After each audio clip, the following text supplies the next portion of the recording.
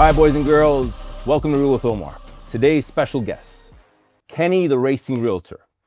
Kenny and I, before I bring him in, Kenny and I did a deal, was it 2 months ago? Yeah, about 2 months ago. 2 months ago. The deal was very, so he brought me in very early, a lot of Zoom calls, which I'm not really used to, but you know, we did it, we answered all the questions, we got it all done. We hit some bumps in the road, some disputes of value with appraisers, but at the end of the day, we got it done. And that's what everybody cares about, the client cares about, Kenny cares about, because he brought a transaction to his clients. He has to bring, he has to close it to show value. And I'm very grateful that he picked me to help him facilitate as the lender, and he was a realtor. Kenny, welcome to the show. Thank you for having me. Tell people, the Racing Realtor, where'd that come from? Because obviously I have a whole bunch of questions over here, but I'm trying to go off the dome. Well, let me ask you this. Yeah. Real estate, when did you get in? As a realtor, I got in at 2018. 2018, okay. Yeah, but I've been like here and there with real estate for probably the past 15 years. Oh, no, actually, man.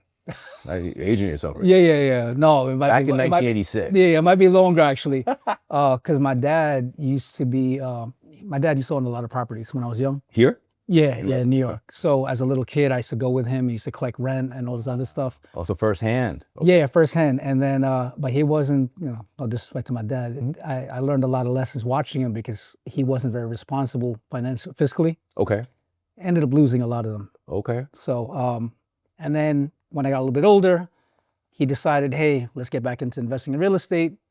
Got me, my uncle, to start looking at wholesaling houses and things of that nature. So in Connecticut or New York? No, New York. Oh, New York, okay. Yeah, so it was another learning process. We spent a lot of money on like courses and all these things to like learn how to wholesale, and we did a couple of deals. Okay. But it was hard, another hard time learning. Hard lessons? Hard lessons. It was right after 2008, so right after the crash. Right, so there was opportunity, right.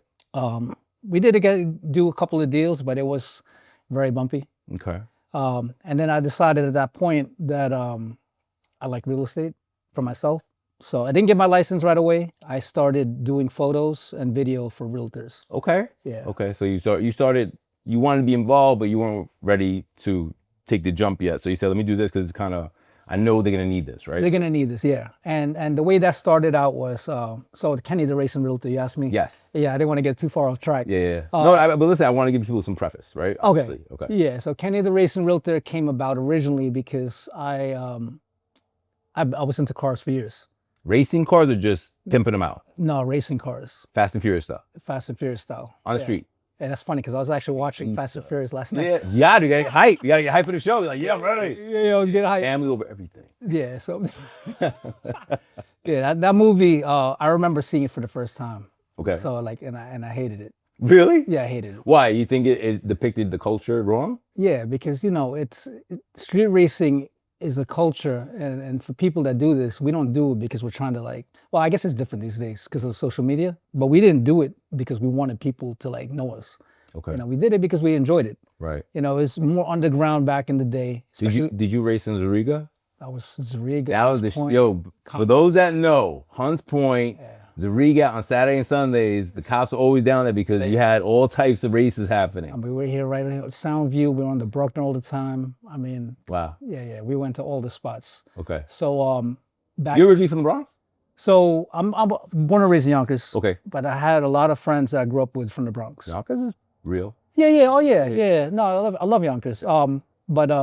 So I've always been around. I was always blessed. I always had good friends. Well, sometimes they were not good people, but let me rephrase that because they were good to me. Right. They were good to me. So I always had good people around me. Yeah.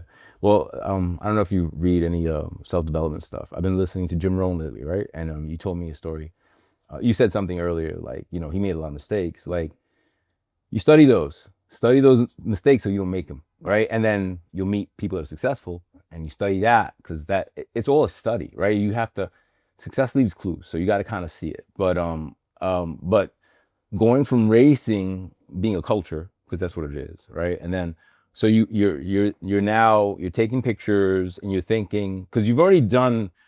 And this is one thing I applaud you, because this is the part that I see a lot where it messes with my integrity a little bit, in terms of there's a lot of real estate agents out there that don't own anything. And I'm not hating. I'm not hating. I'm just saying. Yeah. It's hard to teach if you haven't done it, 100%. right? If you're teaching me something that you have not done, you're teaching me a theory, not an application, right? So that to me is a separator. You know, I own my own house. I own investment properties. You know, I've bought and sold my primary. I've done these things. I've run into obstacles. I've had issues, but those issues, as you overcome them, these are lessons that I don't know what kind of money value you can put on them, because somebody comes to you with a similar issue, you go, yeah, that's a solution, no problem. Right. And that to me is really the value add for having a true professional, right? Somebody who really kind of knows what they're doing. Right. And to me, it's the big separator. Again, it's not a shot at anybody, because if you're a real estate agent, look, when I bought my second primary, I used my real estate agent license to take off my bartering was the commission split that I was getting, Right. just take it off the sales price. Like, there's a lot of value if you know how to use it, right? But a lot of people, you know, they just see the numbers, but they don't understand how to practice, and that's the big difference. But all right, so going back to you, so you're taking pictures and photos, and you're getting back into the real estate culture, right? So, and it's funny because the photos actually was a thing that came from cars too. Okay. So I was a photographer even before like I was doing the real estate thing. I was a photographer for cars. Okay. I had a Like professional. well, I wouldn't call it professional. Well, Did you get paid?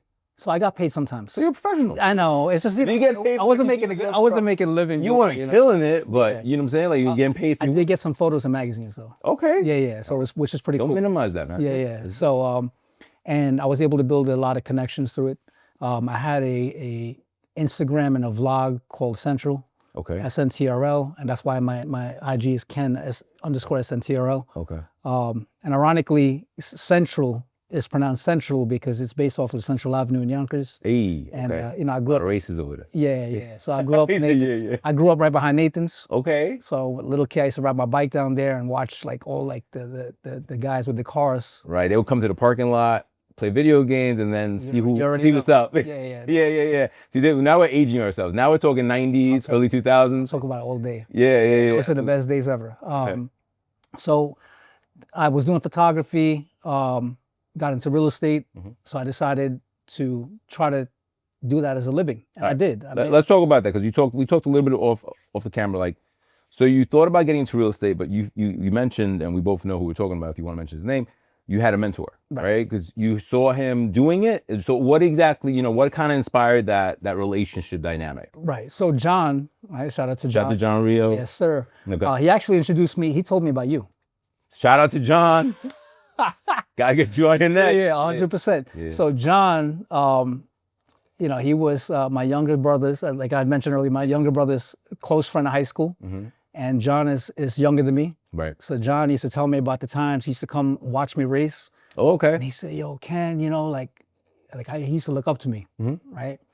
So when I got into real estate, the tables turned. He's the one that told me to get my license, by the way. Okay.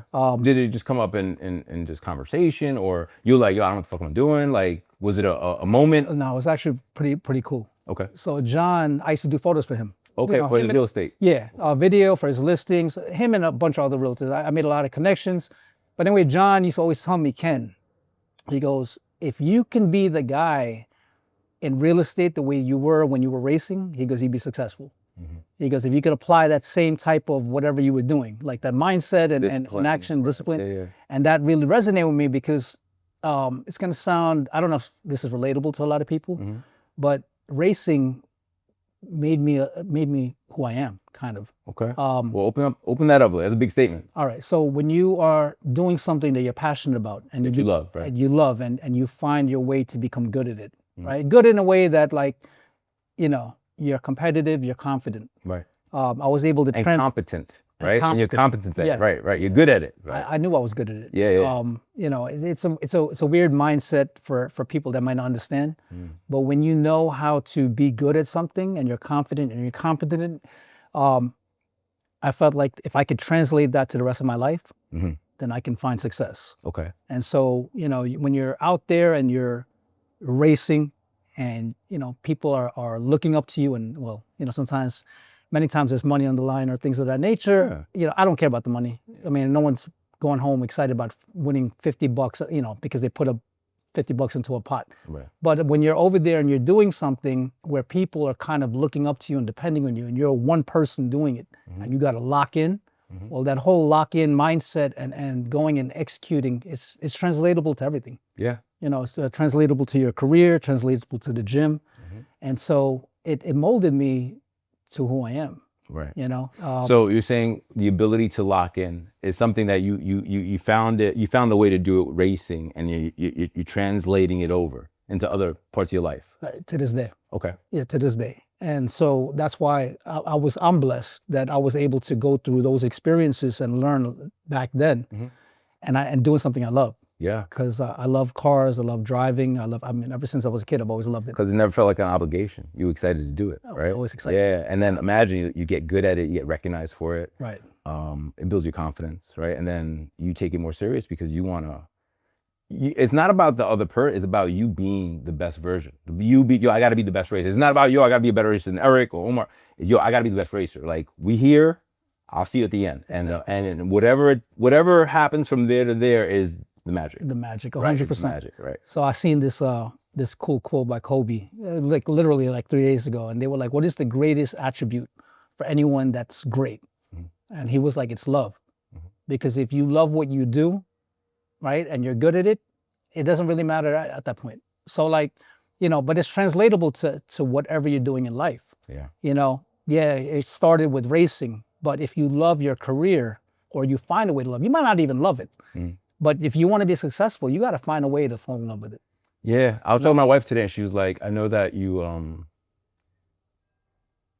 love what you do."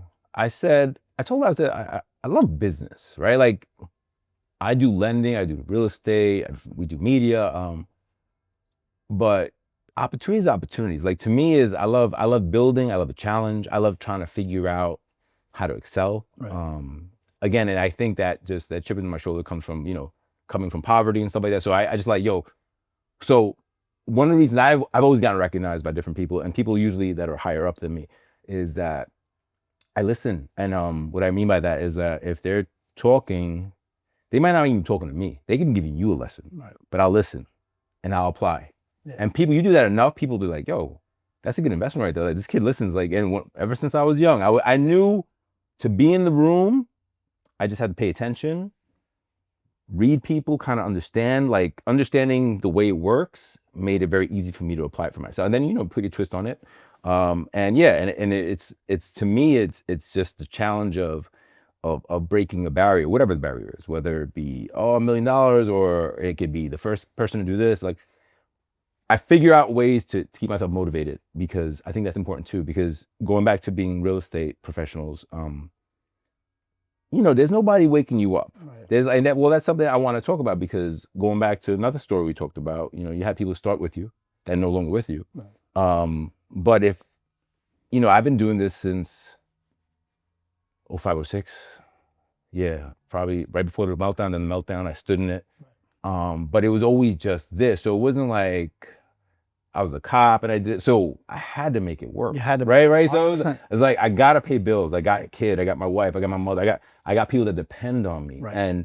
And the industry is always represented to me incredible opportunities, because the numbers, Right. they compound. Like, you can sell a deal for 1.7, Exactly. 80,000. The numbers are ridiculous if you're focused on it. But if it's only the numbers, it's an easy way to trick yourself out of doing shit, because you're like, "Oh, I'll never." Oh, you have those Right. people. I can never do this. I can never do. If you say you never could, then you won't. Right? You have to say I will, and be careful with your words. Like, speaking to the camera, right? Like, your self-talk is super important to who you are and who you become, and who will want to be around you.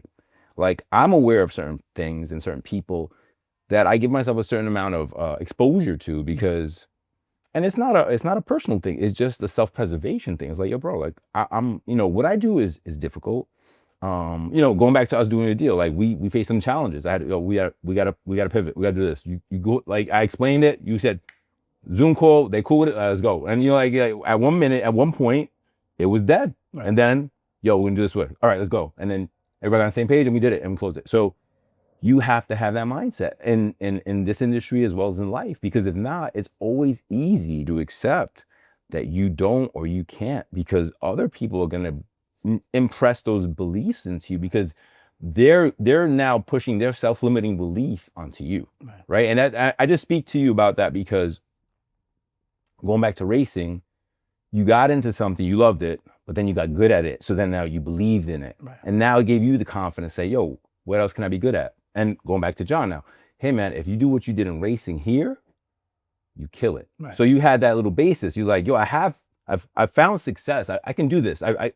It's not the same industry, but I can do this. So let me lock in, let me figure that out. So going back to that, let's go into service.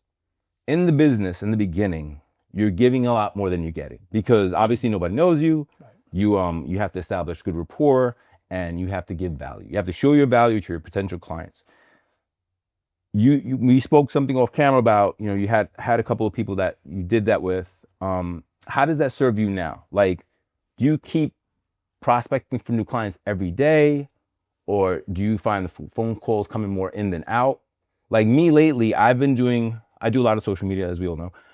But I do that because at one point in my life, I understood there's no way I can talk to everybody I know every 100%. day, bro. Like I've tried to do 15, 20 calls in a day, but they're not 2-minute calls. Like, how you doing? Like, because you get in, right? And you really care, and you start, exchanging. Right. So how do you feel your best method has been to communicate with your existing clients and new clients? Still a work in progress. Okay. It's something you're working on. Every day, because and I was just thinking about this before we started this podcast. Okay. The amount. Well, this is one thing I wanted to do with you, because we did the deal. And the original reason for the podcast was simply to highlight the wins, right? Because, we can talk about failures too, but the wins, because every time we can tell people something is possible, right? There might be somebody who went somewhere else, another realtor, another lender, they were told it was not possible. So if they hear this, hey, let me try calling them. Maybe they can figure out a way. Maybe, and that just creates opportunity. Right. So work in progress for you. So it's a work in progress, because the amount of people I talk to in a day, it's, at least the way I see it, is pretty crazy. Okay. It's like a nonstop communication. And, sometimes I find that it's inevitable. Someone's going to feel like, oh, Kenny didn't answer me right away, or Kenny didn't respond to me today, or whatever. And I'm always trying to balance it out. As you know, you talk to a client, you give them your time. Next thing you know, you're talking to them for 2 hours. Yes. You know? Very easy. Easy. Right. Easy. And that 2 hours, someone is waiting for you. Right. So I'm trying to get better with social media, so that I can utilize social media to get my point across to as many people as possible. So I'm trying to do something like what you're doing as well, because I watch what you're doing, and you're getting your message out there. In this industry, we're always dealing with people. Yes. Thankfully, I love dealing with people. Yeah. So, once I'm talking, I'm in the zone, we're good. Yeah. But it's a work in progress. Yeah. Physically talking to people sometimes can be exhausting. There's times I get home, I'm like, I'm done. Yeah. I tell my wife I'm done. I'm talked out. I get more drained from that than going to the gym. Yeah. It's a different type. All right, talk about the gym now. You powerlift. Yeah. I saw you. I was like, oh shit, I didn't know this. Yeah. And we did business together, so let's explore on that. All right. Powerlifting meets. Have you done them? Yeah. Okay. What are your best lifts? So I actually made nationals last year for masters. He's being very humble right now. That shit is hard, bro. Go ahead. Yeah. So it was a goal of mine. I like to set goals, obviously. Yeah. So, if you don't have goals, you're just drifting. Yeah. Right. And you have to be moving in a direction. Always moving forward. Yeah. My best squat was 507 in the gym. Yeah. Well, theoretically, I did on your back. Yeah. Get down, get up. I theoretically did 512. But why the 5-pound difference? I don't count it in my mind because the depth wasn't where I wanted it. Okay. Yeah. So but I was also about 12 pounds heavier, 13 pounds heavier. So when you compete, what weight do you compete at? 90 kg. Okay. Yeah. Well, for regular people. So that's I was about like when I competed last year, I was 190. Actually, I'm lying. So when I did nationals last year, I was on the cut. So I started losing weight. I was about 182, 183. 183, squatting 500. Yeah. Wow. Well, I only did in comp 463 at nationals. Okay. How did you feel that day? Were you dehydrated? We were in Salt Lake. So the elevation was a factor. People were like passing out. Yeah. Dehydration and sleep. I was trying to get, my biggest challenge is sleep probably in my life. Okay. So yeah, that was definitely a factor, but I'm probably gonna squat. My goal is to hit 501 this week. 501 this week? Yeah, Okay. yeah. When do you compete next? In June. In June. In Atlanta. Okay. So All right. So that used to squat. What about your deadlift? best deadlift I ever did in in general was 551. But I'm going for 600 this year. 600 at a weight of 182. Yeah. More than triple your body weight. Yeah. It sounds crazy. You guys understand what the fuck we talking about? Like, if you're not in the life, you don't understand what we're talking about right now. But go to the gym and throw 400 pounds on it. Just try that a few times, right? I know I jumped to 400 because if you're listening to us and you go to the gym, then your 400, you should be able to do that, right? All right, now go to 5. Now go to 6. And then check your weight. Yeah, it sounds crazy, but when you see everyone around you doing it, it changes your perspective. It's the law of proximity. Yeah. If you want to be a big lifter, you gotta be around lifters, good lifters, 100%, right? yeah. If you want to look a certain way, you gotta be like. It becomes that, like, you eat a certain way, you think a certain way, you do things a certain way, and it becomes normal, right? You become conditioned to it. Right. If you're hanging out playing video games all day and they're like, "Yo, let's do this," they're like, "What? That's impossible," right? Yeah. It is impossible because it takes. There's a structure to it, right? And I had well, first of all, I've never squat that I had in my life. I had my hips replaced 2 years ago. Okay. So before that, I was doing CrossFit. I was hitting weights, but I was always in pain. So now I'm on, like, everything's clear. So now I'm on the go. So we'll see where it goes. We'll see where it goes. But yeah, when I saw you squat, I was like, oh, this kid's moving some heavy weights, man. There's some heavy weights. What about bench? My bench is my weakest. So my bench, the best I ever did was 275. Okay. But it was not with good form. I've been dealing with, like, stupid things, no excuses, but my goal this year is to get 315 and do it with my shirt off. Oh, with not his shirt off, like his clothes off. He's talking about powerlifting shirt, guys. Nah, I'm talking about because I used to be fat. Oh, really? Yeah, I used to be. What was your heaviest? So it doesn't sound that crazy to some people, but I was 220, but completely, like, out of shape. Pair. Like, yeah, I was a meatball. What was your height? What's your height? I'm 5'8". 5'8", Yeah. 270? No, 220. Oh, like, damn. It doesn't sound that bad, but if I show you a picture, you'll be like, all right, yeah. Who's this? Who's this guy? Yeah, who's this guy? You know, meatball. All my friends used to make fun of me because when I was younger, I was like a solid 155 for years. This is during your racing time? Yeah, so during my racing time, before my racing time, when I was a teenager, I was hanging with my boys, playing ball every day, working out, being active. I was 155, right. Like good shape. Consistent, And then I got comfortable, ended up gaining weight, 220. And then during my street racing days, I was fat. Right. So all you were doing is racing. I was racing and like you look at those photos and I was just like a meatball. And then went to the doctor after like many years of not going to the doctor. Right. And he told me I was pre-diabetic. Damn. All right. So you were very unhealthy. Forget the fat. You were just unhealthy. Oh, straight unhealthy. Yeah. I wasn't working out. I wasn't going to the gym. I wasn't playing ball. I wasn't doing anything. I was eating McDonald's every day. It was real bad. And I was a smoker too. So I smoked for 13 years. Wow. Yeah. Okay. Yeah, I quit for my daughter. So. Okay. How old's your daughter? 20. She just turned 20. So 20 years ago you quit? No, I've been, yeah. Well, 13 years ago, you said, right? No, 20 years. 20 years ago. Yeah, wow. That's crazy. I don't even count the years anymore. But I smoked for 13 years. Okay. Yeah, I smoked for 13 years. I was, chimney, like 2 packs a day. Yeah. I was, everyone, so I always wore a bandana. Okay. And had bandana and I always smoked cigarettes. Right. That's what I was known for. Okay. And then decided to get healthy, and once I decided to get healthy, that's where everything changed. Okay. So the 315 with my shirt off thing, I want to speak it into existence. Okay. Because some people be like, oh, that sounds very vain. But when you know where I've come from, being out of shape, being almost embarrassed, I mean, I still think of like, I'm so self-conscious. To me, that's like a psychological goal. Okay. To myself that like, I want to show that I can do it. Yeah. Because I've been really like sloppy and just, I actually been really weak. Yeah. I used to go to the gym. This is when I was out of shape. And I used to look at people doing squat, bench, barbell. And I used to be a squat, bench, deadlift. And I used to be so intimidated. Right. Like, I can never do it. Right. Like I don't even know how they do it. And then when I started, I ended up injuring myself, pulling my back and all this other stuff. Oh, okay. Yeah. So it was like, I had my own journey that I could talk to. Like that's a whole different conversation about the ups and downs of like me learning to like embrace fitness and like now I love it. Well, talk about it. I mean, we can talk about whatever we want. All right. This is the O show, the real O show. All right. So yeah, like so fitness. I'll start and then you go. So fitness for me, I think the heaviest I've ever been was close to 300. Okay. But I'm 6'3". But I remember watching this video one time. I was racing my kids, and my wife had taped it. I've been married 22 years, so she seen me up in that. Yeah, yeah. And I saw myself, and you know how you run and you jiggle the whole body? Yeah. And I said, nah.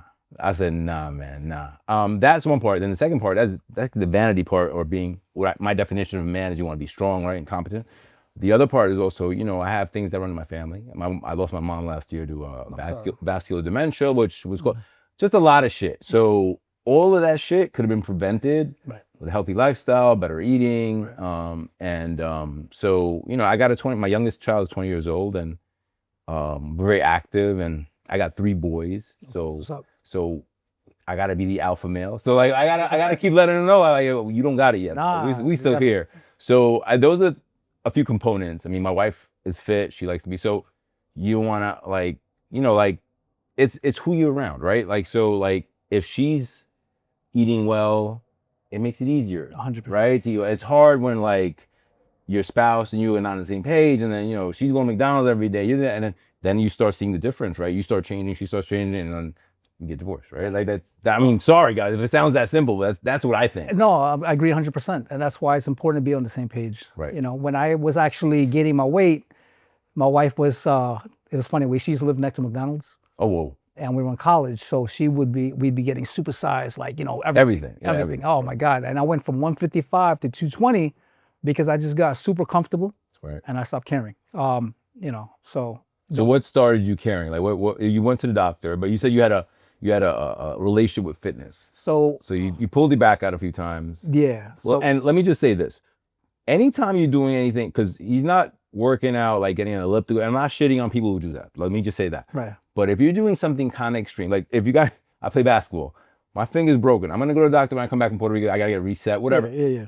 It comes with it. Right. If you're playing anything competitively, if you're lifting competitively, there are innate risks there, and just, you know, it's not because you're being irresponsible. No, it's but if gonna you're happen. pushing your body to their extreme, right, you got to know that there's a risk too. 100%. Yeah. Yeah. So, and that's another thing. So, like, you know, like with everything else going, like the whole learning process we spoke about, learning to be able to take care of your body, preventative, you know, maintenance. As you get older, you want recovery's bigger than actual doing the work. So yeah, that's wild because you know, the recovery is still my weakness. Is it? Yeah, man. Like I just don't get good enough sleep. Okay. Well, that I mean, it's not that you don't want to, right? It's something you struggle with. I struggle with because of time. I just have a lot of things in my mind, a lot of things going on. You know, so it's always something going on. Yeah. You know, I'm actually trying to make a conscious effort to get better sleep. So it's work. Okay. I've been working on it now. If you prioritize it will work, right? Damn, what was it that we were supposed? I felt like I wanted to say something. Well, you said you had your journey with fitness. Oh yeah. Okay. So what changed me was I used to smoke. Right. I was you know, diabetic. The doctor literally told me, he said, if you come back in 3 months and your blood sugar is the same, I'm gonna put you in insulin. Wow. Yeah, daily. So that's, you know, I guess it scared me. Yeah. So I left there. I cut out soda that day. I went to the gym that day. I was already a member at LA Fitness in Ridge Hill. I don't know if you know that one. Yeah, I know. Yeah, you know, I signed up literally right before they opened up, and I had that membership. So I went from 220 to 167 in 5 months. That's fast. Yeah, because I got scared. Right. But I remember. What's the saying? If you don't make time for your wellness, you'll have to make time for your disease. 100%. Yeah. Yeah. So, and you mentioned about disease and family. You know, diabetes, high blood runs in my family. Yeah. And all this other. You see the OGs, right? And you love them, and you're like, yo, and they're like, this is me. Like they don't care. They don't care. Yeah, they don't care. You know, I don't want to be that guy. So I was blessed that I had a friend that went to LA Fitness, him and his wife, and they were like in their late 60s. Wow. Yeah. So I actually knew them from church. So I grew up and used to watch them. They were older, and let me tell you, the wife, the husband too. I mean, they both looked like they were in their 40s. The wife was probably like 64, 65.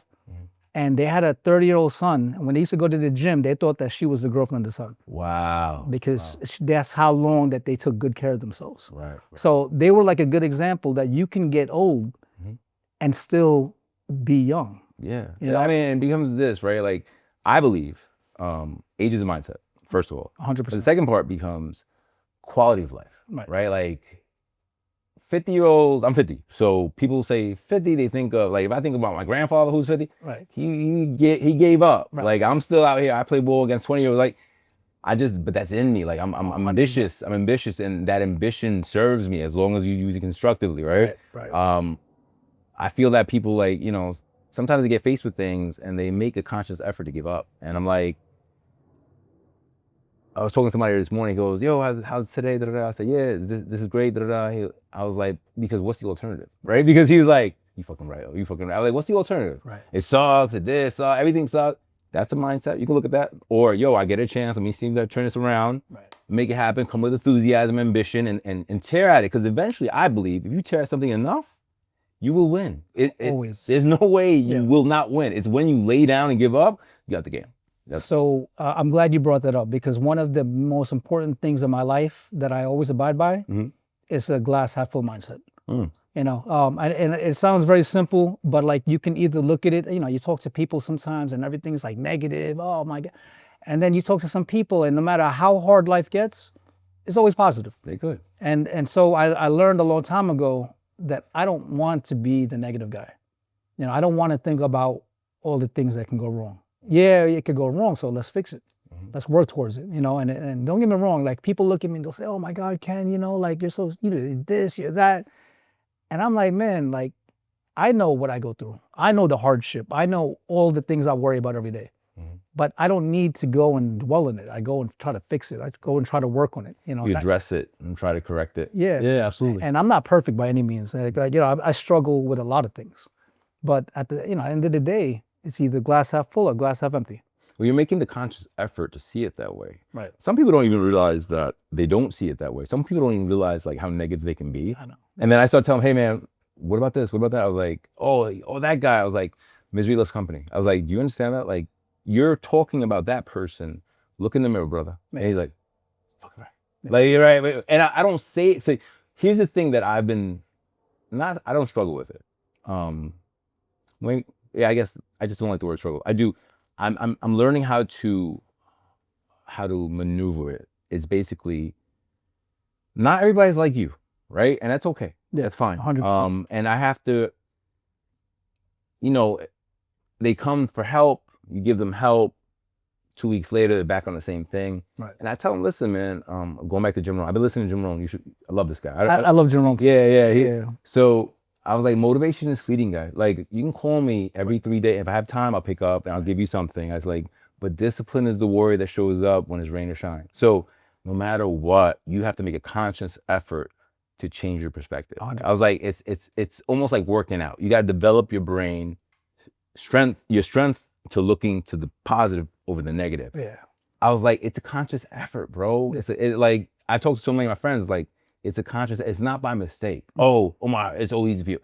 Nothing is easy for me. I was like, yo, I come from welfare. I come from poverty, bro. One night 6 in Jerome, $800 a month, 1-bedroom bar. Like, I could break it down. Food stamps, cheese. I did all that. I have some sort of success because I put my head down, I listen to everything, and I execute. And I just listen. I never know everything, because you never know. Because I'm the same exact. Yeah, you don't know what you don't know, which is a great statement. And then you get to certain levels, and people always like, oh, I was watching this on Instagram the other day, which drove me insane. They're like, oh, I don't believe in this. Or he's talking about, this one guy said, you get an advance on your record deal. You could put your mother on salary. And then I'm like, I felt I'd never respond to people in a negative way. But I was like, you do understand that record companies give you high interest loans. Right. So whatever you're doing for your mother, you're gonna have to pay back. But I was like, you know what? That's not for me to teach. Yeah, that's not. But it's going back to people don't know. And then the great thing about social media is anybody can post shit. Right. The shittiest thing about social media is anybody can post shit, and it depends on your delivery who's gonna listen to you. Who's gonna listen? He could be fucking like misinforming half the nation, but. Right. And people go crazy believe. Yeah, they believe it until you actually step into it. Like, right. I've had other people, I want to invest my money, I want to do this. I was like, yo, bro, I love you, man. I was like, look, man, how about we focus on paying our bills every month? Exactly. Do that first. Yeah. Start there. Right. Then put $50 away. Then I like that's how you start, right? You create a habit. You got this big check, but you're gonna blow it all. which I've seen so many times. I'm like, you blew it on the car, you blew it on this, you blew it on that, and now you got nothing else coming in, and now you got to sell this, you got Right. at a loss. I'm like, you got to get financially literate, man. You got to understand, like going to real estate. So I was having a conversation yesterday, and so there's appreciation, depreciation, and cash flow, right?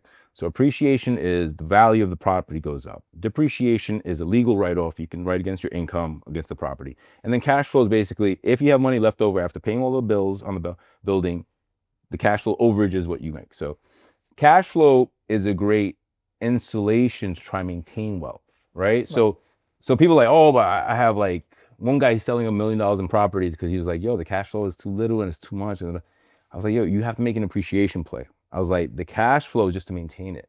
Like I was talking about an investment I made. I said, look, my initial investment, 165, is worth 750 right now.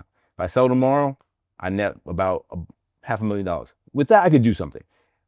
I haven't seen cash flow. It's maintaining. We did a new roof. We did a new this. We did, but I'm not depending on that money. The problem becomes, because you're saying, oh, I should get $2,000 a month, there's deferred maintenance on properties. There's like this building we're in here. I just bought it, right? I told you when you walked in, it was like a sauna. I was running the heating system, make sure it worked. Like, these are things you have to do. These are things that I learned as an owner.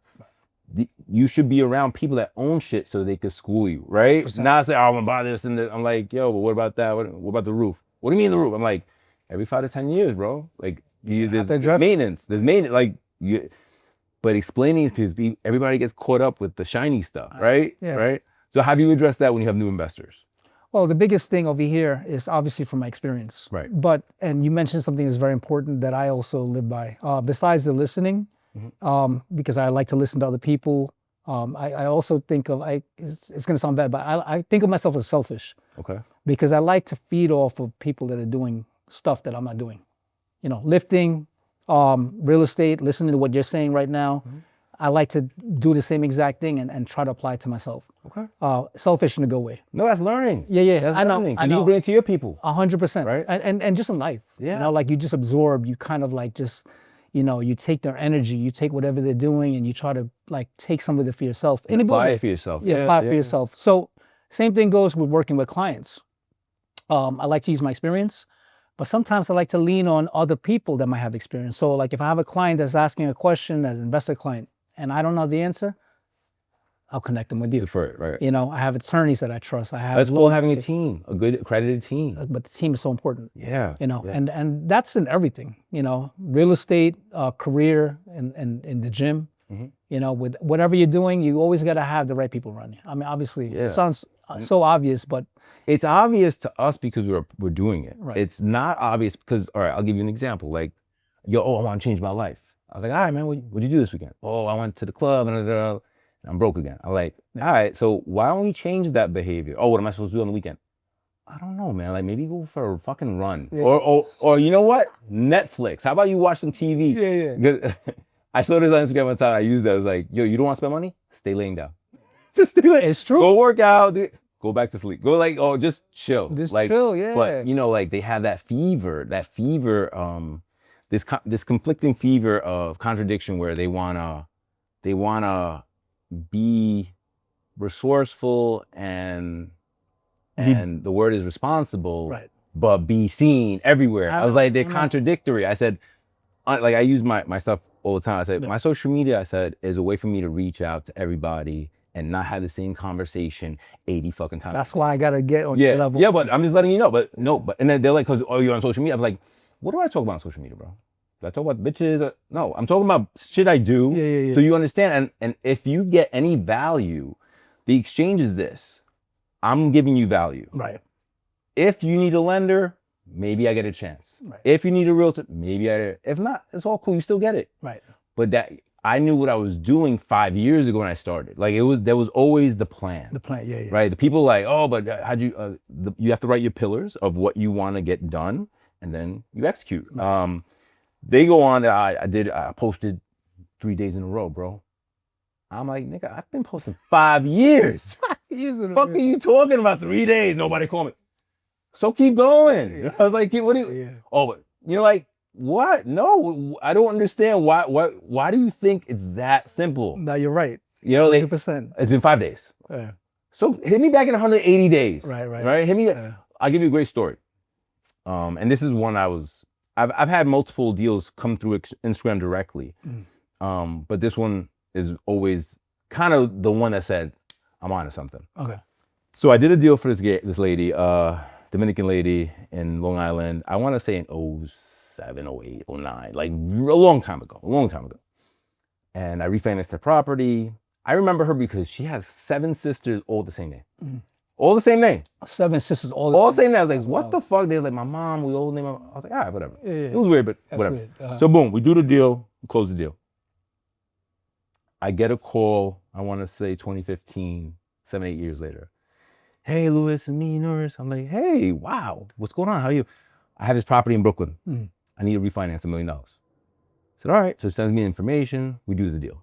She's living in Florida because she needed $1 million in Florida. This is right before Florida got hot. Okay. She wanted to pull $1 million out, buy something in Florida, and she's a realtor in Florida. Okay. So I'm like, bet. I say, clear to close. Do you want a mail away package? No, I want to come say hello to you. So she comes to New York. We signed. Oh, okay. So we closed, and she's cool. And I'm like, we're having coffee. I said, oh, how do you remember me? She goes, do you remember when you told me to follow you on LinkedIn? Or 05. I was like, yeah. She was like, well, I've been following. And every time you talk about loan, I'm like, I got to call him. And finally came up and I called him. So we ended up doing a refi. Then I ended up doing the loan for her and purchase. Like, it became a thing. Right. And then eventually I sold the building. Like, but that's the greatest example I can give you. It took 8 years, right? 8 years for it to come back. Planting the seed over. Right. But do that multiple times. Right. Another story. My boy moved to Ohio, which is weird. He lived in the Bronx, moved to Ohio. He hit me up, it's out of the blue. I haven't talked to this guy in like a decade. I'm like, yo, Joe, what's up, man? Yo, man, listen. I need to refinance my house. Quicken Loans was offering me this, but then I saw you on Facebook, and I said, fuck Quicken. I'm called Omar. Yeah. And I haven't talked to him in 10 years. We were tight, but people move on. Yeah. Did his deal. Like, you know what I'm saying? Like, this, just to give you an example, it's not just new clients. It's how can you possibly tell everybody in your phone book, hey, I do loans. Hey, I do real estate. Hey. You can't. And still work on the deals that you have in front of you. Right. So that's why I'm a big believer in social media. I'm a big believer in that only because as I've gone direct ROI. I'm like, oh shit. Like in the beginning, like you have this doubt. You're like, is it a vanity thing? Like I just want to be seen. Wow. But I'm like, yo, like what else do? You got to go to open houses. I gotta, like put banners, like it's all marketing, right? Marketing, yeah. So this is really authentic, I believe, intimate marketing because the people that you're talking to that know you, they feel like they're talking to you all the time. Right. That's another conversation I had with a guy. He's like, oh, I feel like you talked to me. I called you because you said this and it triggered this and I called you. And it just, I'm not selling it to you. I'm just telling you, this is where my success comes from. Like, no, it took a few years, but yeah, man. So I have stories upon stories upon stories. The problem with me is that I've always been shy with like I just I'm shy with the photos, shy with video, and I'm not that guy. But looking back now that I'm older, I have all these regrets. That's one of the biggest regrets in my life. Ooh. That I was always shy. So now you look at old photos and video, and you'll get like all my friends and my family, and I'm always like either not in it because I was shy, or I was always like just in passing. So missed opportunities. Yeah. Right? And now I look back and I'm like, man, I remember being there. We laugh about it, but I'm not in that memory. Yeah. So now I got one bigger for you. You have a daughter. Yeah. You're gonna have grandchildren eventually. Not today. Eventually. Yeah. Eventually. My children, my youngest child is 20 years old. My oldest is 30. Okay. They're the way I've graphed it, everybody's 2 generations separated. What I mean by that is I loved my grandfather. He was like the OG. He was like a man's man, right? And so I could never translate that to them. But with the videos, they could be like, you want to see grandpa at his height? When he was powerlifting? When he was doing shit? Look, we're right here. Like, Google. And that to me, I remember was speaking to the marketing company I use. He was like, yo, the legacy play is this. He's like, you'll live forever with your family. Yeah. And I was like, oh, fuck yeah. Like, because I would have loved to introduce like certain people in my life that had big effects to my kids, but I got maybe one or 2 pictures of my grandfather. Yeah. Like, you know what I'm saying? Like, there's that. I mean, you want to talk about regret? Like, I'm like, damn, But I was like, that's another reason I'm like, yo, I gotta get it. I gotta get it. And then the third reason, I'll tell you this way, it's like the internet is like real estate, right? So grab as much as you can, Right. right? So if you Google it, they should. Boom, pop. And you know how many times I've had people Google me and then call me? Hey, it says you're a good hard money lender, or this is my situation. Or they told me to call you, but I couldn't find anything on you. Like this before. Right. I'm like, well, if you look at this specific site, it was hard to find you. And now social proof is the biggest thing. They want to be able to say, hey, yeah, that's my guy.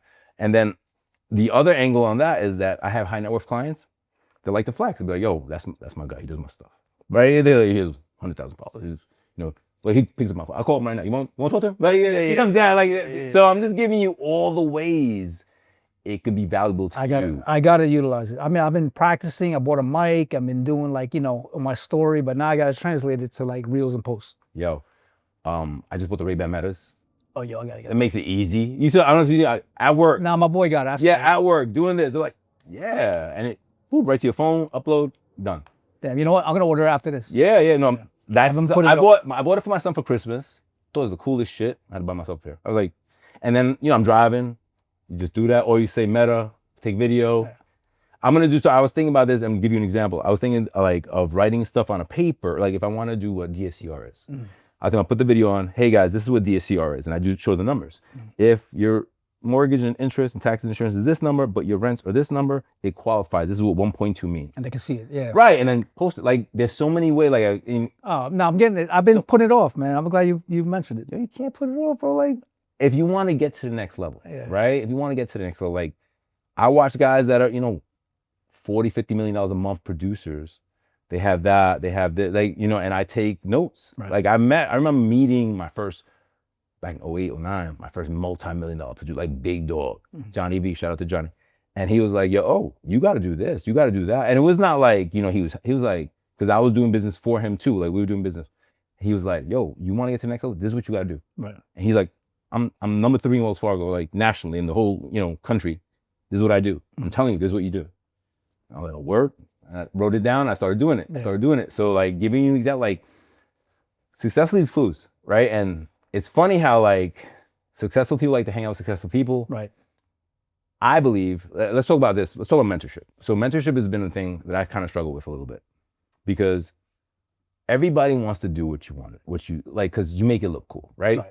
Yo, I want to drive an Alpina. We're going to talk about that next, the racing cars. I want to drive this. I want to have a house. I'm like, well, this is what you got to do. You got to look for these type of transactions, but you got to hunt every day. They hunt for like 4 or 5 days and come back. Yo, it didn't work. Bro, I've been doing this 20 something years. Like, what do you mean it doesn't work? You have to consistently go. It's not like, if it's gonna happen, it's when, but you have to, every day you have to be in the right place in your mind to approach. You've had good mentors. I never had a mentor. I had people that needed things, and the barter exchange was I provided some sort of value to them and I listened. It was never like, say, hey man, I'm gonna put you on. Never that. It was, this is what I need. You can help me with this. And then I saw what I was doing for them and I understood it and I started, Googling and started understanding it. And then I said, how do I apply this for me? Right? I've only worked for 1 or 2 mortgage companies in my life. Then I did my own thing. And it's not a shot at them. It's just that, being disciplined is not something you can train. No, 100%. Right? You have to either got it or you don't. Right. Like, I talk about this with my wife all day. You can't tell a kid, you'll wake up every day. You'll come to work. Bro, I'm not telling, I have a sales team. I don't tell them to come to work. They don't want to come to work. 100%. Every 3 months, we do numbers. Yeah. Are you happy with your numbers? Well, not really. What do you think you could have done better? It's all fucking rhetorical questions. Right. What do you think? Well, I could have. Maybe you should try that. And they get 2 warnings if they don't do production, and then I have to come out. And I don't say that lightly. I say that because the metric of friendship is one thing. We're having a conversation. But we've made money together, right? Yeah. So the conversation is different. If you're taking my time and my resource, my resource is my brain, and you're not going to apply it, then I have to do something selfish and preserve myself. I have to 100%. apply myself where I'm best utilized. Right. And if you're showing me that you're not, then, it's not a personal thing. It's simply, what's the best use of my time, right? It's a life thing, really. Right. Yeah. Right. It's a life. So you've had good mentors. Yeah. But were you executing everything they told you? No. Okay, that's honest. Still not. Like I'm still, I'm so that's part of like me, my development and trying to be better. Okay. You know, Well, you have a conscious. The good thing I admire about you is that you're honest about it. Most people are like, no, I'm good. Are you? Like, no, not really. so the reason I'm like that is because I learned a long time ago. Whenever I think I'm good at something, everything goes backwards. So like, you feel like, oh man, I made a lot of money. All of a sudden, 2 months later, what happened to the money? Oh, I achieved the goal.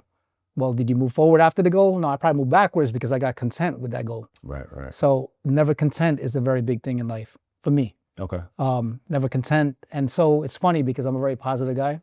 Yeah, one thing I want to say that about you. During the whole thing up and down the transaction, you were always cool. I was like, Ken, this is what we gotta do. You're like, yeah, so what we gotta do? I was like, see, I can work with this. Yeah. Now, like, what the fuck? No, I don't, I'm all about relationships, but I'm also about positive mindset. But the thing with me is, and so I have a lot of people that will probably look at me and they'll say, oh, you're crazy. When I talk about myself, I'm never, ever, I don't put myself on a pedestal. People will say, oh my God, you're doing so good in life. No, I'm not really. Oh my God, you're so, you do this in the gym. No, I'm not really that good, because the minute I allow myself to get content is the minute I go backwards. That's my mindset. And like, I believe that if you want to be better in life, if you want to keep on moving forward, you got to keep on moving your goalpost further away. Because if and that's just me. I mean, maybe someone can keep a goalpost and be happy and whatever. I can't. Well, I think of it this way, right? Every time I reach a new level, I look to my left and there's another set of stairs. So that's how I do it. I'm like, yo, I'm here. So, well, going back to what you're saying. So I try not to. I'm very careful about the way I think. So I'm like, and everybody should be that. That's a big deal. I'm not saying I suck. I'm just saying, wow, I did this. That's great. Oh shit, there's more, right? And then 100%. Yeah, and then you go up there, and every time you go up there, there's more. There's more. It's forever. Yeah. So don't get me wrong. I'm not saying that I don't like to give myself like the respect or congratulations I deserve. Yo, you use the word love, man. You gotta love yourself. Yeah, you gotta love yourself, B. No, I do love. 100%. I show myself my own love. Yeah, yeah. But there's always more. Yeah. So actually, I have one of my IGs is Kenny needs more. How many IGs do you have? So I got a couple. I got one for lifting. I got one for my main. I got one for my real estate. I got one for my team. Okay, I gotta follow. Yeah. But my mindset is always more. Right. It's just you gotta stay hungry. You gotta expect more with everything. Yeah, I think I agree with what you're saying. I use like you gotta have a goal, right? And the goal, like you said, moves because once you hit that goal, there's always room for improvement. It's almost saying, yo, I'm perfect, bro. Nobody's perfect, right? And if the day you say that, you're fooling yourself, right? So you got to kind of keep building. And sometimes it could be like, so 3 years ago, I was doing really well. And, but my hips were hurting. It got to a point we went to Massachusetts. I had to walk this building and I was limited. I was measuring stuff because I was kind of doing a lot of self-analyzation, and I was like, wow, after 5,000 steps, kind of limping. So then I had to pivot, and then my goal became, yo, I gotta fix this, right? So I went to a doctor, I did this, I went to a orthopedic, then an orthopedic surgeon. Like I had the plan, I gotta fix this. When he told me to do surgery, then I scheduled the surgery real fast. My wife had a heart attack. We had to do a conference call, whatever. But that was my better. Because my quality of life was starting to go shitty. And what I mean by that is that I was very irritable. I was in pain all the time. So I was like, so you can use it for everything. It's not always financial. And I'm just saying that because I don't want people to think, oh, it's just linear. No. Yo, man, if something's wrong and it's fucking up your personality, it's fucking up your relationships because you're like somebody else. It's gonna affect everything. Figure that shit out. Because then you can, and going back to, if you don't have your health, you don't have shit. 100%. Right? You have your health, now like, oh. So yeah, my numbers after the surgery and all that, dropped off the cliff because I wasn't the way I was at because I prioritized my health. Right. And now I'm back in go-go mode. Right. And then you guys all see we're sitting in a building that I'm purchasing or I purchased, and I can't wait to show everybody, not to flex, but just show people, yo, it's fucking possible. Like you can do it. Even if like my man E, he had a bad day yesterday on workout. Yo, then make today a good day. Like 100%. I had a bad year. Last year was a horrible year. My mother did it, like a lot of shit. It doesn't define me. It's just refining me. It's like, all right, man. Let that go, be at peace with it, and now start moving forward, right? And it just becomes, I feel, people kind of look for the excuse, right, rather than the reason why they can move forward. oh, I can't cause I can't cause I can't cause I'm like, bro, you're right. Right. If you can't because you don't want to. No, it's not because I don't. Yes, it's because you. Because if I told you, bro, either you die or you make that happen tomorrow, 100%. you'll find a way. 100%. You'll find a way. There'll be I can't be like, oh, I gotta find a way. You know, I'm glad you brought that up because this is a real life example right now. So I have someone in my life. She's older than me, but you know, so it's not a family member, but she's really close. Okay. And you know, growing up, she was you know, she went through. I don't know. I don't want to sound mean, but I felt like she was a little bit selfish with her life. Okay. And now That's not mean, cuz look, man. I know, just You trying have to to be say, nice. no, I but you feel gotta bad. say it. No, it's not about. You gotta be objective, right? All right, Like, so like, is she a taker? Should you give it like, understand, like, yeah, she was selfish with her life, in my opinion. You know, very picky with the way she ate and just the way she approached her life. And I'm not being judgmental. I'm just that's how I saw it. you're giving context. Yeah. Okay. So now she's older now, right? So now she is in a position in a nursing home. Oh, and nobody Yeah. visiting her. No one's visiting her. Right. You know, she doesn't have a spouse. The spouse passed away, and she went through a period of depression where she couldn't even speak anymore. Ooh. Yeah. And so now her family members put her on hospice. Ooh. You know, and I didn't even understand what that meant until like recently. Oh yeah. Yeah, Hospice means when there's nothing left to do, we're just waiting for you to die. Yeah. And so all of a sudden, this is another lesson for life. She started learning to speak again. Oh, shit, hospice. Hold on. So Not ready yet. Not ready yet. When she was told she's being put on hospice, all of a sudden she's learning how to speak again. Oh, shit. Now she's like being responsive because someone told her she's on hospice. Right. And I'm looking at it, I'm like, I feel bad. I want to help you. But what happens in all those years when you could have helped yourself? Now you realize that those that were caring for you that are losing, you know, whatever, time, money, and energy. And I feel bad to even say it, but now that they have to keep on living their life, paying their bills, they can't address your needs.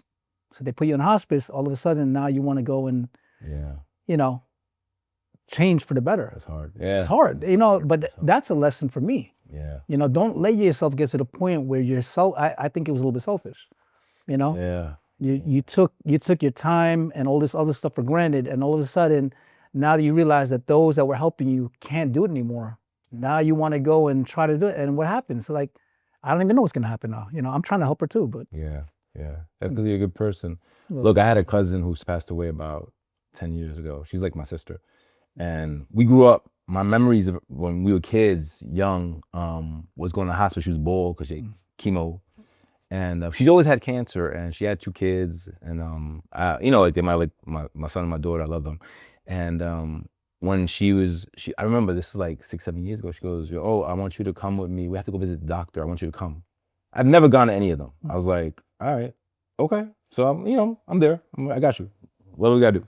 So we show up and we go and we have this meeting. The meeting was basically saying, "We've done everything we can do. There are no more treatments. So we're in hospice now." So that hit me like a ton of bricks. And part of me was like, wow, why would you want me here for that? It's kind of fucked up. But the other part, which I understand now, and I'm honored to be that guy. I'm honored to be that guy that you wanted to be next to you because you just, for whatever reason, you felt a little better. Like, I know you can't do nothing, but you're here, right? And I was there for her. I was there for her when she passed. I was there for my mother. I was there for 7-8 years, dealing with everything I had to deal with. And it's funny, like you don't want to, like I tell my kids this all the time and they get mad. I'm like, my generation is it. I was like, you guys ain't gonna do what I did for grandma. I was like, you guys didn't put me in a fucking home. See you later. No, Dad, no. They get mad. I'm like, no, it's okay. I said, I realize this. I said, I told my wife, I have to plan for our retirement. We gotta have nursing home money. Like, they're gonna be like, oh, I got my own kids. I ain't dealing with this. I believe that because, especially in our culture, right? You're Asian, I'm Spanish.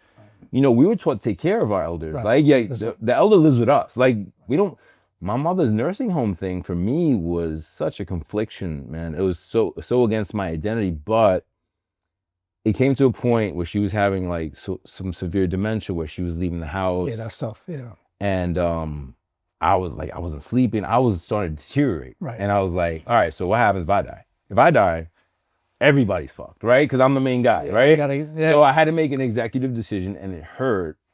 But I mean, sometimes going back to like being nice and not being nice. Yo, it was my mother, bro, but I couldn't give her the shot every 4 hours. I like, Yeah, no, you get to that point, you have to give meds, you have to do this, you have to do that. Like, and then there's the emotional toll, right? Like, she doesn't remember who you are. She forgot what she said yesterday. Like, it's crazy, man. It's like going back to what you're saying about you got to preserve yourself, because how can I be of the best service right. if I'm just ripping myself apart for one thing? And it's not to minimize that, but I serve many things now, 100%. right? You serve Yes. you serve your daughter, you serve your wife. Right. There's people that Yep. depend on you. Like they might not even think about it every day, but like, you know, when I had my when that happened with my mother, I made sure my life insurance policy was up. I know it sounds fucked up, but it's not, No, because it's not. because I had to bury my parents. They didn't have the money for fucking funerals. Oh, what we doing? I was like, what? Who is this? The funerals, right? I'm like, what do you mean? It's like, well, we have this body. Like, it becomes a business. Yeah. We have this body. What are we trying to do? This is what this causes. This is what that. And you know, like, you're in shock. Like when my mom died, I was in shock. So I was like, it was like a dream, and I'm like, I had to go right there to let me visit her, like her body. Then they were like, hey, what do you want to do? I was like, I had never done anything like this. I was like, I don't, what do you, what is done? Like, I was like, understand, like, what's the next thing? She said, well, we sent her to a morgue, and if you want to cremate her, if you want to bury her, like, Yeah. I was like, okay. So I decided to cremate her, and then I'm like, so I go over there, and you know, everybody's mad. You know, for them, it's Thursday. For me, my mother just died, but Right. you still got to kind of, so I'm like, they're like deciding urns, and I'm like, and then I'm like, yo, when do I have to pay for this? She's like, right now. I'm like, oh, okay. Like, you know, like, again, they didn't do anything wrong, but this is the business of life, I know. right? Yeah. And being the head patriarch, that's who I am, and I'm sure you are for your family. Right. Like, that's a big deal. Like, heavy is the head that wears the crown, right? Yes. People don't understand. Oh, it's all good. I was like, yeah, you up, but you have to make the hard decisions, right? And you have to sometimes be the stoic, strong person when you don't really feel like it, but that's the job. Yeah. That's the job, man. The job is this. And again, going back to my kids, I have 3 young men, so I'm trying to teach them. I'm like, look, this is my version. I'm not saying I'm the best version. I'm saying this is me. This is your dad. So take what you think is good, disregard the rest, and you got to figure out what kind of man you're gonna be, right? And that's the conversation I have with them all the time. And not every day, but you know, sometimes it feels like I'm getting through. Like, you know, you have a child, and you know, sometimes they listen, sometimes they're like, shut up, and sometimes they don't want to hear you, but then other times they're like, yo, that made a lot of sense. And then you're like, oh, fuck it. That's, you know, this is a parenting now conversation. Take your wins, man. Take your wins, because they come in very small, like, and they're very like few and far between.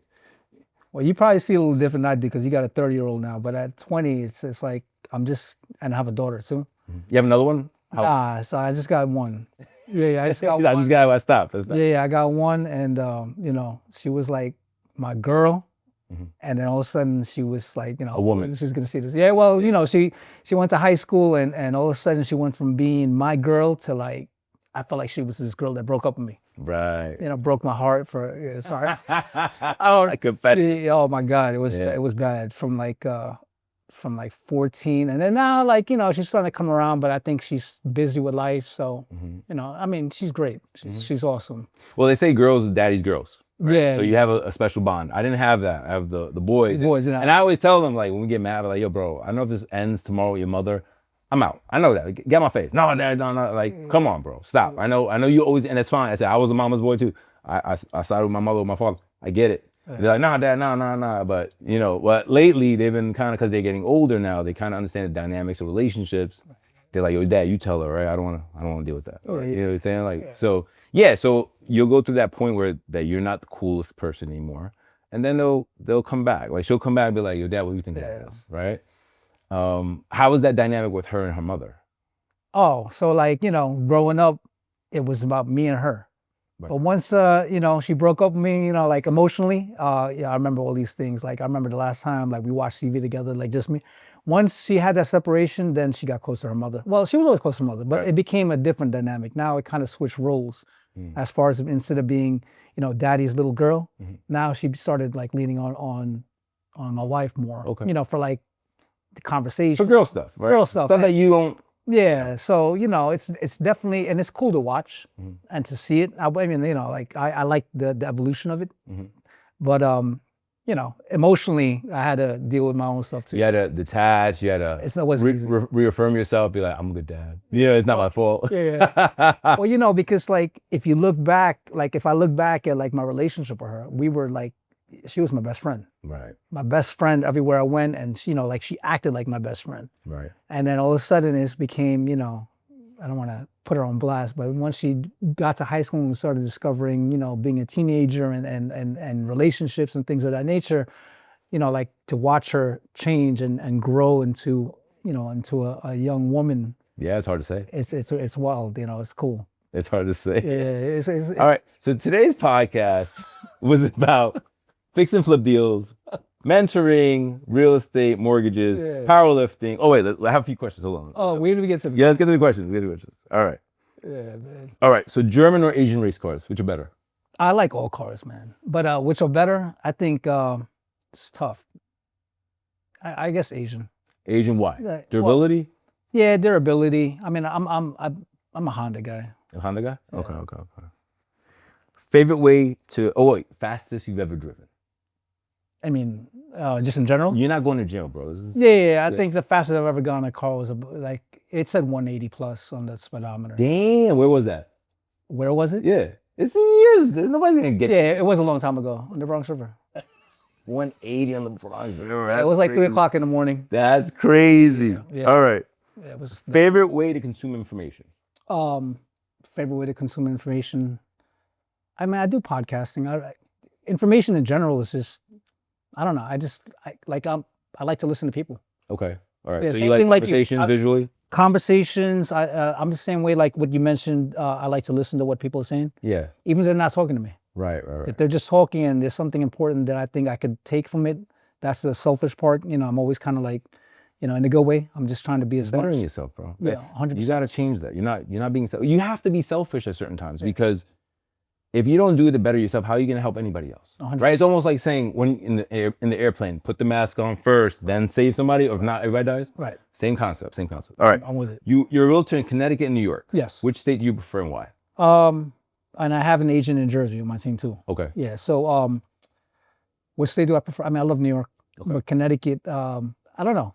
Connecticut, property tax a little bit lower. More opportunities? More opportunities now. Okay. Because of the way the market is. Did you go into Connecticut during COVID? Is that when? Yeah. So a lot of people went to Connecticut. It was an open state. Yeah. So I used to be on John's team. Right. Synergy team, and he brought the whole team from one office to another. Right. And I was in Stanford. Okay. So I automatically went there. It was reciprocal at the time. Right. So I was able to get it, and here we are. All right. What do you look for when you're looking to work with a lender?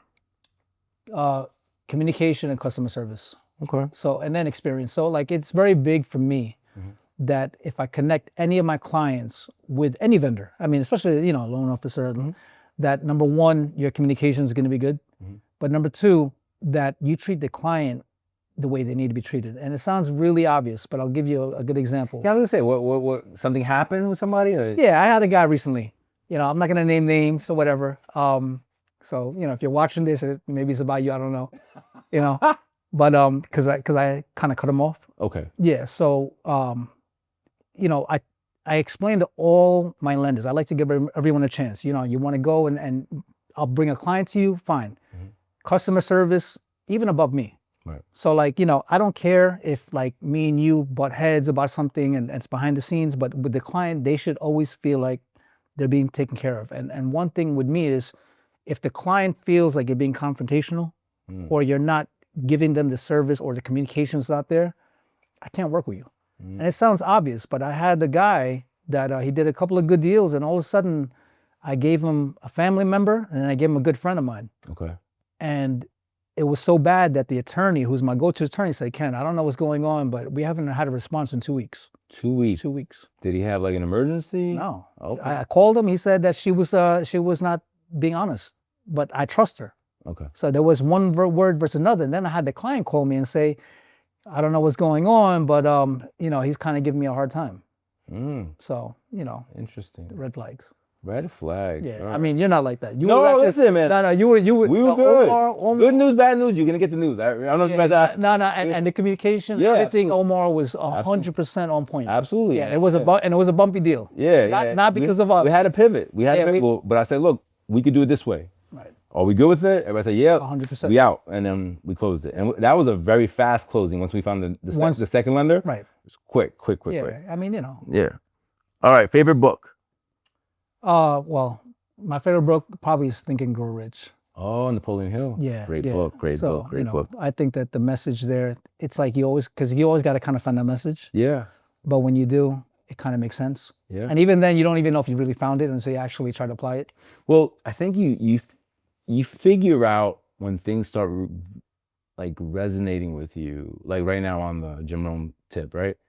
Because there's something about his delivery that speaks to me. I know he uses comedy and enunciation and the way he plays with his voice. Right. Like he does Yeah, that, yeah, yeah, and it gets my attention. But he's very matter of fact, man. And is. it's not like it's just like it's very simple. And sometimes you need that. Sometimes you need simplicity. Oh, if you do this, bro, listen. If you want to do bigger things, gotta be a better person. Shit makes sense. Yeah. All right. So then grow, right? Grow so you can grow into who you're supposed to be. I said it was a very, one of my dark times in my life. Because I've gone through some times that were pretty depressing. And sometimes, like I got laid off when my daughter was really young. Oh, wow. Okay. I used to work for Argent Mortgage Company. I don't know if you ever heard of it. I heard of them. Yeah, back in 08, 07. Yeah, so this was 06, 07. My daughter, I got Just for context, this is the meltdown of the industry that The Big Short is based on. Just to give you that. Subprime lender. Yeah, subprime lender. Yeah, and they had an office in White Plains. Okay. So I was there. I was working. I was going through I wanted to become an account manager. Okay. And so my manager liked me a lot. My boss liked me a lot, and she was like telling me what to do to like move up in my position. I went through like 3 positions really quick. Right. And then we got this company call that they were saying that everyone's jobs were not in jeopardy. No. Oh, really? We were not in jeopardy. Okay. So everyone's like, yo, no, don't listen to the news. Everything is good.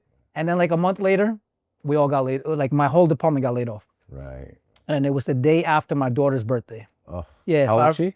I think she was, so this is 06 at the time. This is before the meltdown. This is not even in 08 yet. Meltdown. This is, she was 1, if I remember correctly. She was 1. This is things leading up. So that was like a sign that there was something wrong. What's happening, yeah. The market was, no, maybe she was 2. Maybe it was 07. It wasn't 08 yet. I just know it wasn't 08. But 08 is the year that like Obama had to get involved. Right? So that was already, the shit was already tanked. She was all fucked up. 07 there was a website called Implodometer. Do you remember that? No. Implodometer was a website that you would watch to see what bank went out of business that day. Oh, yes. Yeah, I remember that. That's how fucking crazy the business was. I remember that. I remember American Homes. And just for context, people were making a quarter, and this is crazy. 15 years ago, $250,000, $300,000 as managers. Yes. Women that used to be soccer moms were writing loans. It was the Wild West, right? But when the fucking music stops, they went to American Homes. They had this really nice office in Melville, and they went and it was closed. Nobody got the call. It was shut down. They were out of job, and people went through depression. Like they were panicked. Oh, it was bad. Yeah. So going back to you. So you got the call. We're good. Don't worry about it. A week later, yo. It was like a month later. Good luck. Yeah. A month later. I'll never forget the company wide. Your job is good. And a month later, we go there. I pull up to my job, and they had boxes in front of the, like these, like boxes for everyone to take. Oh. And they said we had 30 minutes to get our stuff and leave. And the county police were there escorting people. It was wild. Yeah. I remember that. I'm not that pretty, but I remember when that was happening. Yeah. So it was pretty crazy. So I bring that up because I remember the feeling of being laid off. Yeah. And just feeling like helpless. Laid off. The industry the whole thing you were doing for how many years? How many years? I was there for 2 years. For 2 years you were doing this, and this is what you thought you were gonna do, and then the fucking whole financial industry went upside down. And the thing is, account manager, I was not far from becoming that. Right. So my goal was become an account manager, and I'll be good money. Right. So to get laid off after working so hard, I put in extra hours. I'll come in early, leave late. My manager told me, do this, Ken, and I'm gonna help you get to the next level. And then all of a sudden, There's nothing else. There's nothing left, right? Yeah. So Jim Rome, he was one of the people that I'd fall asleep listening to. Oh, okay. Because I was so depressed. I was either listening to friggin' Mozart music at night, Right. trying to like just clear my head, or positive stuff. Right. So this is around the time where I started implementing a lot of like positive mindset, because I didn't know what to do. Yeah. I didn't know what to do. I Are started. you the head of your family? I was the head of my family. I was actually I started day trading full time around this time. So Okay. So you had some money, so you were trying to do that. yeah, so they gave me a severance. I had some money saved up, so I started, and I used to be a day trader back in 2002 to 2004. So I just started trading again. But it's not easy. You're trading and your back's against the wall and your mind's not right. So if you're not And positive, it's a daily grind. Like you're watching it all day, all day, all day. it was very stressful. Yeah. So So going back, so you listening to Jim Rohn. Jim Rohn was one of my guys. All right. And how did you turn the corner? Like when did you see in life that things changed? It took a long time. Yeah. Yeah, it took a long time. It took a lot of ups and downs. That's when I started getting to like, I started going back to doing car photography. Okay. That's when I started picking up a camera, started learning, and then that's when I started getting into real estate, doing the real estate. That's when Dad said, "Let's do this again." Well, my dad started doing it in 2009. Okay. So he said, "Hey, let's go. Let's learn how to wholesale homes." So we went to some courses. We did a couple of deals, and that's when I started meeting realtors, and I started doing marketing for realtors. Yeah. And that's where you met John. That's when. I already knew John. Oh, you already knew John? Yeah, I knew John Young, for years. but then you saw him in his professional Yeah. circle. By the way, so John used to always say, "Hey, you should get your license, this and that." And I used to meet all these realtors, and I hated them. Really? Why? Yeah, because I felt like most of the realtors I met were fake. They weren't in it because they were trying to help people. They were just trying to get this deal done onto the next one. They were nasty behind the scenes. They didn't want to pay me half the time. Oh, So you saw the nasty side of the business. Okay. yeah, so that's actually why I decided to become a realtor. Okay. Because if John used to tell me, Ken, he goes, "You see how these people are? If I know how you are as a person, like as a person, that I care." He goes, "Just think about what they are and just do what you do and you'll be okay."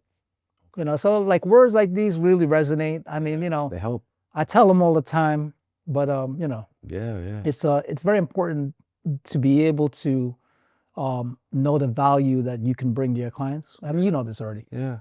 Because most people aren't like that. Yeah, the tough part is you got to know what you're worth, right? Yeah. And you got to have that barrier, and I use that as a metaphor where I'm going to help you as much as I can, but if you don't let me help you the way I can, it won't work. No. Going back to our deal, this is what happened. I'm not going to talk business, but I'm talking. So we had a fix and flip deal, purchasing with an ARV. The appraiser did not take certain things into consideration, so our ARV was off, so things were off. Luckily, and kudos to Ken, his clients were very qualified. What do I mean by that? They had money.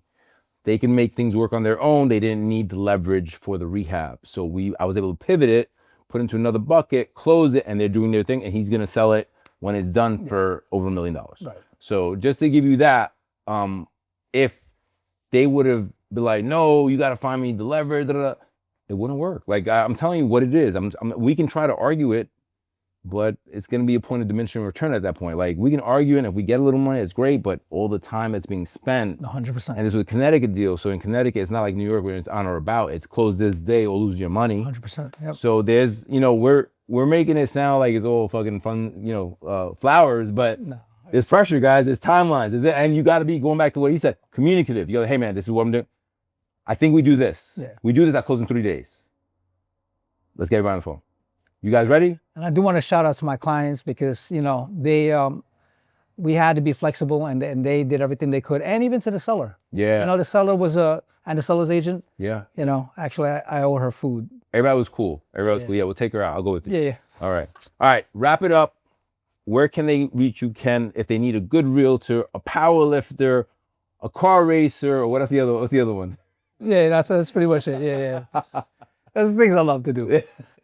So my Instagram is Ken, KEN_SNTRL. That's my main. You could also follow me on Instagram at Kenny the Racing Realtor. And if you like lifting, Kenny needs more. Kenny needs more. Yeah. Me, ask Louis Omar everywhere. Ask me any questions. If you need a good realtor in Connecticut, I got Kenny. I'll connect you. Let's make it happen. And New York too. And New York too. Yeah, yeah. And Jersey. And Jersey. I got an agent in Jersey. Man, I'll be there. Big out there. Big out there. We're trying to make moves. Yeah, it is, man. Thank you, Ken. Yes, thank you for Appreciate having me. Yeah, yeah.